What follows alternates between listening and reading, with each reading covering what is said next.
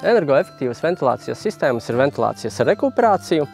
Ko nozīmē rekuperācija? Rekuperācija nozīmē, kad šī sistēma atgūst silto gaisu. Mēs konkrēti piedāvājam ventilācijas sistēmas, kas atgūst ne tikai silto gaisu, bet arī mitrumu. Šīs sistēmas var uzstādīt visās telpās, kā jaunbūvēs, tā arī renovētās mājās. Bet tomēr visprātīgāk ventilācijas sistēmu ir uzstādīt centralizētu risinājumu. Un, kā jau jūs redzat šajā objektā, to arī mēs esam realizējuši, kas atgūst kā silto gaisu, tā arī mitrumu.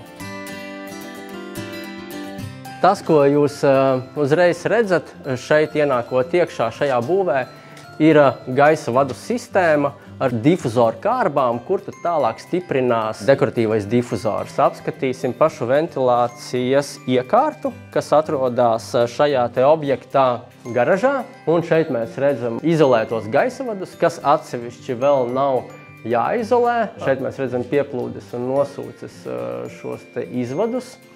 Pašu iekārtu, kas šai būvei ir izvēlēta 250 kubikmetru jaudas. Šī iekārta vadīsies arī no aplikācijas un CO2 līmeņa sensora telpās, kas ir ļoti būtiski, jo, ja iekārta vadās no CO2 līmeņa telpā, tad viņa praktiski ir autonoma. Tas vēl vairāk ietaupa klienta resursus, attiecīgi finansiāli, jo iekārta negriežās, pieņemsim, maksimālos apgriezienos tur visas dienas garumā. Ja? Viņa darbojas atbilstoši nepieciešamībai.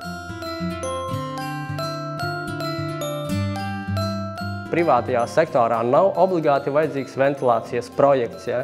Pilnīgi pietiek ar mūsu izstrādāto ventilācijas koncepciju. Šis ir tipveida projekts, 120 kvadrātmetru dzīvojamās platības liels. Un, attiecīgi, šeit mēs esam uzstādījuši šo ventilācijas sistēmu, kas aizņēma aptuveni 2 nedēļas, sākot ar plāna iesūtīšanu, projektu un piedāvājumu izstrādi, kā arī uzstādīšanu. Sistēma ir 250. iekārta, kas nodrošina 250 kubikmetrus gaisa apmaiņas stundā.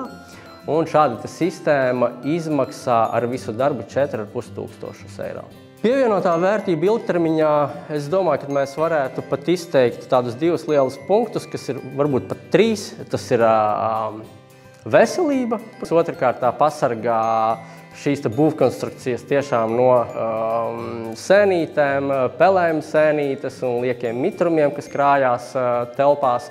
Un, protams, pievienotā vērtība ir energoefektivitāte, ja, ko mēs nodrošinam būvēs, kad attiecīgi mums nav jāver vaļā logi, lai nodrošinātu šo svaigā gaisa pieplūdi un tādā veidā zaudējot, pieņemsim, ziemā savu piekurināto gaisu, ko vēlāk mums atkal nāksies kompensēt ar apkuras katlu. Ja.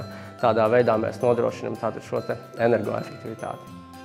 Visiem iesaku tomēr padomāt un neietaupīt uz ventilācijas sistēmu, jo gana daudz piemēru ir bijis, kad cilvēki mums zvana, interesējās par izbūves iespējām, kad māja jau ir gatava un kad jau ir kaut kādas negatīvās sekas. Visbiežāk tie ir liekie mitrumi, ar ko cilvēki netiek galā.